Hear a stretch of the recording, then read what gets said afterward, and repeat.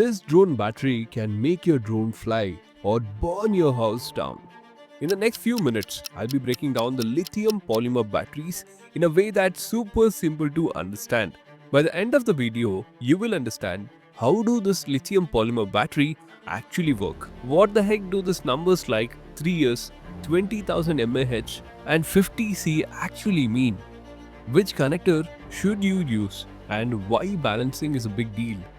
And most importantly, how to charge them safely and throw them out in a right way. Whether you're a drone pilot or curious about the drone tech parts, this drone series is meant for you.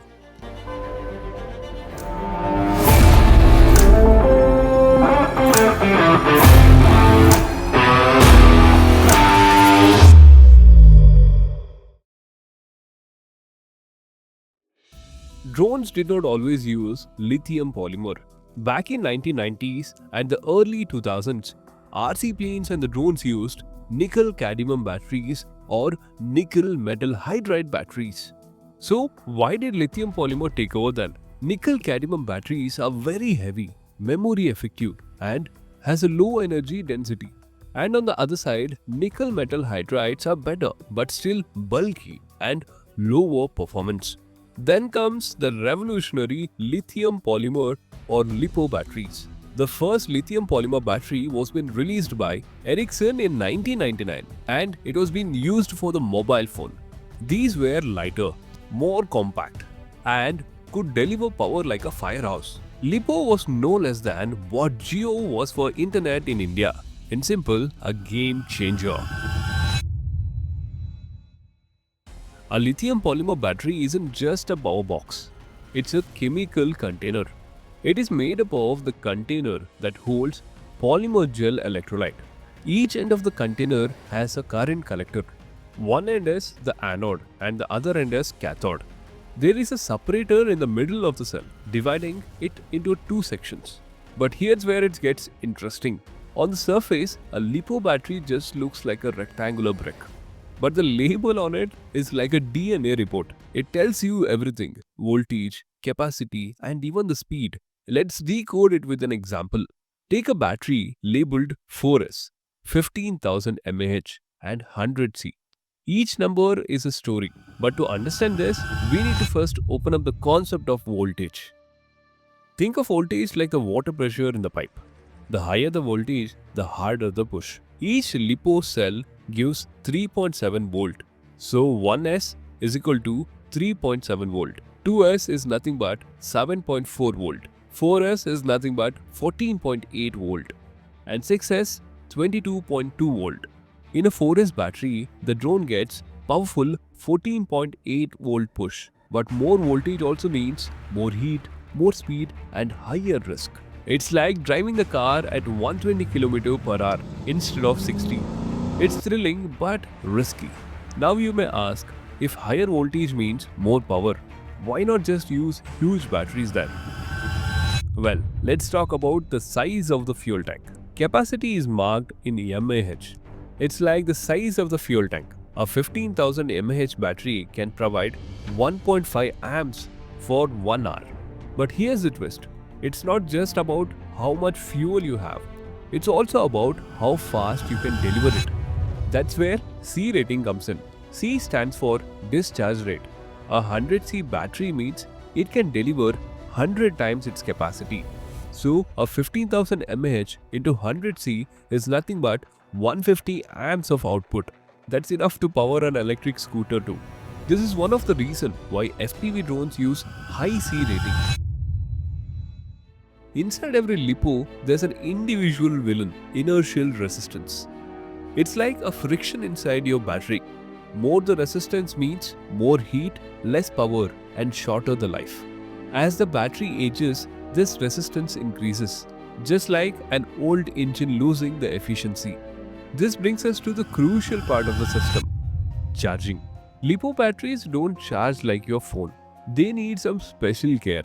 Each cell in a battery must reach exactly 4.2 volt, not more, not less. If one cell goes over, it can puff, burn or explode. That's why the smart chargers have a feature called balancing. They use separate balance connectors to monitor each cell individually. In this LiPo battery, you can see two thick wires emerging out, mostly one in red and one more in black. Here the red cable indicates the positive energy and the black cable indicates the negative energy. And there are several types of connectors you will find on LiPo batteries like DIN connector, XT60 connectors and EC3 connectors. If you're clear with these connectors, now let's understand how to charge the battery safely. To charge the LiPo battery, you need to bring the cell voltage up to 4.2 volts. Do not exceed this voltage. There are actually two methods to charge this LiPo battery. Number 1, charging the whole battery through output cable. Number 2, charging the cells individually using the balance cable. It's always better to use the balance cable, although it can take a bit longer to charge the battery in this way. Now you can use a combination of both the methods. Once the battery has been charged completely, you can use LiPo battery checker. These monitors have LED numerical display. It has a feature to alarm.